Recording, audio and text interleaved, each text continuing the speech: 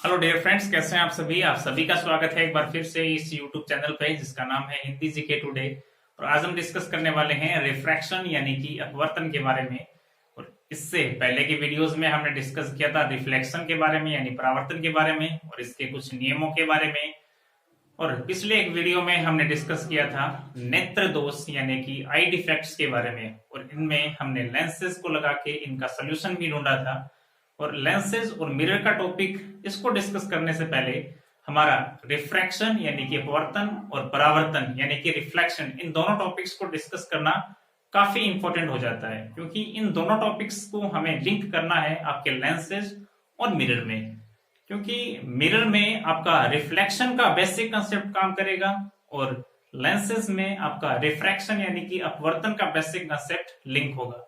Start करते हैं refraction यानी कि अपवर्तन के बारे में, और इसको डेली लाइफ के साथ में किस टाइप से जोड़ा जा सकता है उस चीजों के बारे में। तो स्टार्ट करते हैं पढ़ने और पढ़ाने के सिलसिले को।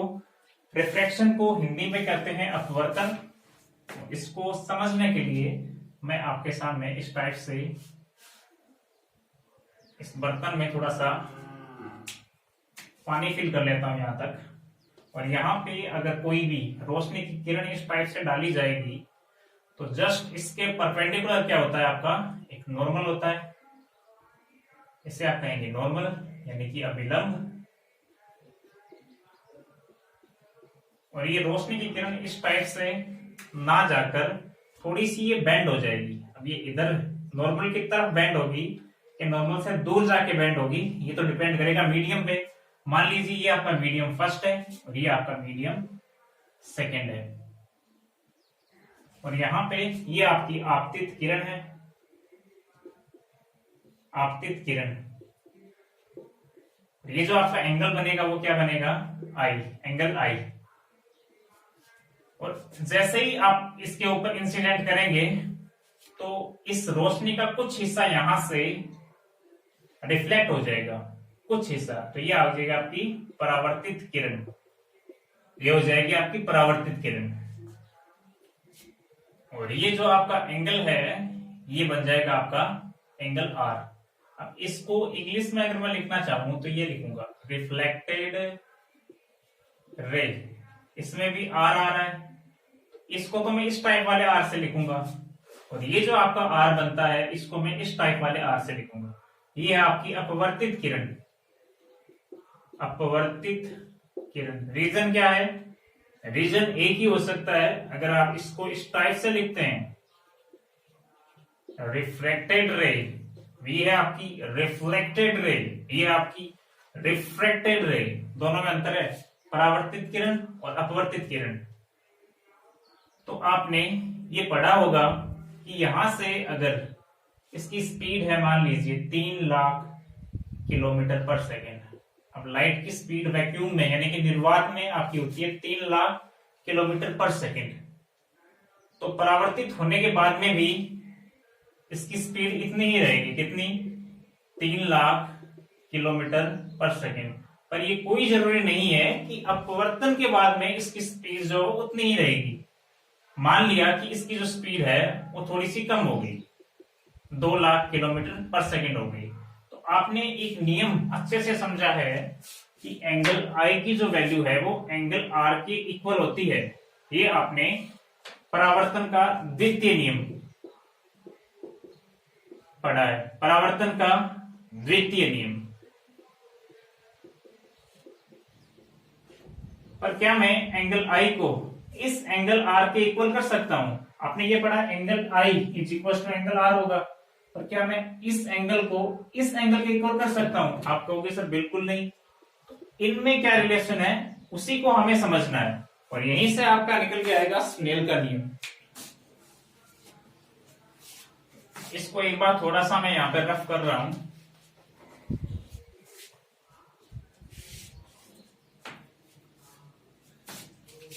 इनमें रिलेशन है जो sine i upon sine r है, इसका रेशियो वो इक्वल होगा V1 अपॉन V2।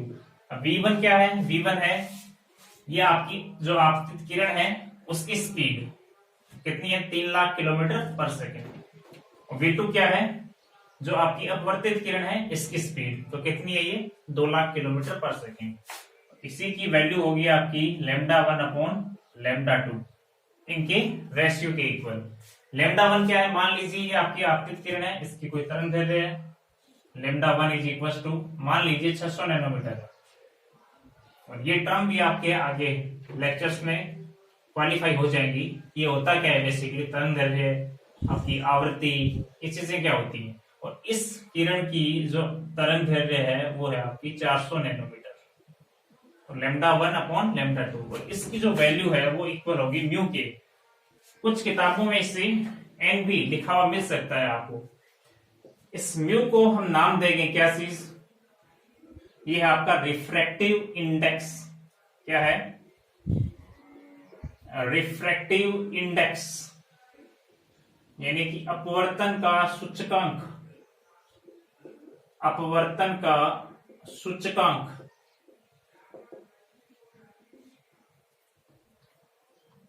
अब ये अलग अलग पेयर के लिए अलग अलग हो सकता है। जैसे हवा और पानी के लिए म्यू की वैल्यू अलग आ सकती है, हवा और कांच के लिए म्यू की वैल्यू अलग आ सकती है, पानी और कांच के लिए म्यू की वैल्यू अलग आ सकती है। तो स्नेल का नियम, स्नेल क्या कहता है, जब स्नेल ने नियम दिया था कि sine i upon sine r जो इक्वल होता है म्यू के, तो उसने ये नहीं कहा था कि इसकी जो वैल्यू है वो v1 अपॉन v2 के इक्वल होगी, λ1 अपॉन λ2 के इक्वल होगी। क्यों, क्योंकि उस टाइम लोगों को पता ही नहीं था कि प्रकाश की स्पीड कैसे कैलकुलेट की जाती है। तो सबसे पहले गैलीलियो ने इसको ट्राई किया था, पर सक्सेसफुल जो हुए थे वो थे रोमर आपके। सबसे पहले रोमर ने प्रकाश की स्पीड को कैलकुलेट किया था, और उन्होंने ये पाया कि निर्वात में प्रकाश की जो किरण है वो 3 लाख किलोमीटर पर सेकंड से जाती है। कहने का मतलब ये हुआ कि 3 लाख किलोमीटर एक सेकंड में चली जाती है। तो sine i upon sine r, इसकी जो वैल्यू है वो म्यू के इक्वल होगी। ये है आपका स्नेल का नियम। अब ये साइन आई साइन आर ये कहां से आया, तो इसको देखने के लिए आप एक प्रिंसिपल है जिसको आप फॉलो कर सकते हैं नेट पे, formats principle of least time. तो यहां तक आप चीजों को नोट करेंगे एक बार के लिए।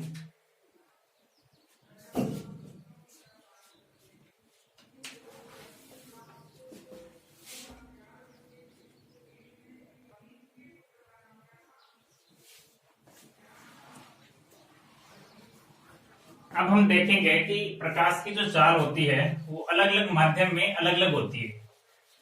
कहने का मतलब निर्वात में इसकी स्पीड जो होती है वो 3 लाख किलोमीटर पर सेकंड होती है।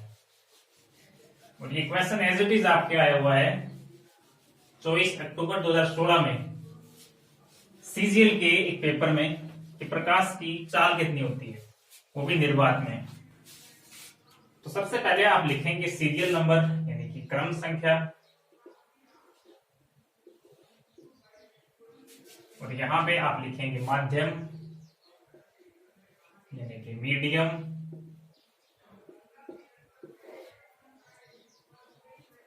देन आप लिखेंगे प्रकाश की चाल, प्रकाश की चाल, स्पीड ऑफ लाइट,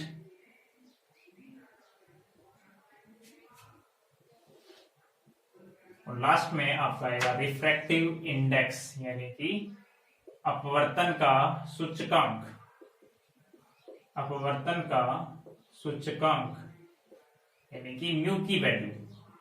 तो सबसे पहले क्रम संख्या 1 आपको डिस्कस करना है कि निर्वात में प्रकाश की चाल कितनी होती है। तो सबसे पहले मैं लिखूंगा वैक्यूम। वैक्यूम में डबल यू आता है ना कि डबल सी, वैक्यूम।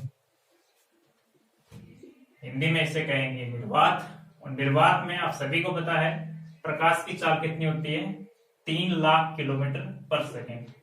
इससे मैं इस टाइप से न लिख के इस टाइप से लिख दूंगा 3 इंटू 10 की पावर 8 किलोमीटर पर सेकेंड, 3 लाख किलोमीटर पर सेकेंड।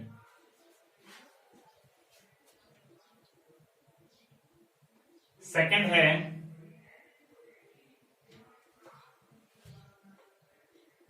आपका एयर यानी कि हवा, और हवा में इसकी स्पीड जो है, इसको मैं डोनेट कर रहा हूं यहां से, इसको मैं डिनोट कर रहा हूं यहां से c। तो हवा में इसकी जो स्पीड है, प्रकाश की जो चाल है, वो कितनी हो जाएगी, c अपॉन 1.00029। थर्ड है वाटर यानी कि पानी।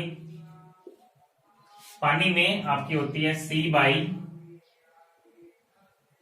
1.33। फोर्थ है आपका ग्लास यानी कि कांच। तो कांच में आपकी स्पीड होती है c बाई 1.5। फिफ्थ पे यहां पे डायमंड यानी कि हीरा, यहां पे इसकी स्पीड होती है c बाई 2.4। नेक्स्ट है जर्मेनियम, इसमें इसकी स्पीड होती है c बाई 4। यहां से अपवर्तन का सूचकांक अगर आपको म्यू की वैल्यू निकालनी है तो आप सीधा सीधा लिख देंगे c में, यहां पे आप इसके नीचे 1 लगा सकते हैं। तो वैक्यूम में जो अपवर्तन का सूचकांक आएगा पर्टिकुलर वैक्यूम के लिए वो आएगा 1, हवा के लिए 1.00029, पानी के लिए 1.33, ग्लास के लिए 1.5, और आपका डायमंड यानी हीरे के लिए 2.4, और आपका जर्मेनियम के लिए 4। कंडीशन ये सेटिस्फाई होनी चाहिए कि आपकी जो प्रकाश की चाल है वो तभी कैलकुलेट की जाएगी जब ये सारी चीजें क्या है आपकी ट्रांसपेरेंट है, यानी कि पारदर्शी है, जिसके आर पार देखा जा सकता है। अगर आप लकड़ी की बात करो तो उसके आर पार आप नहीं देख सकते, तो उसमें आप लाइट की स्पीड को भी कैलकुलेट नहीं कर सकते। तो यहां से अगर मैं निशान इस टाइप से लगाऊं, इस टाइप से,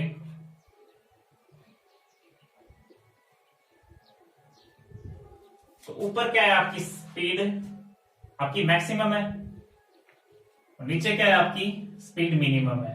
प्रकाश की चाल ऊपर बढ़ते हुए क्रम में और नीचे आपकी घटते हुए क्रम में है। तो एक तो ये चीजें आपको ध्यान रखनी है, इन वैल्यूज को आपको रट्टा नहीं मारना है।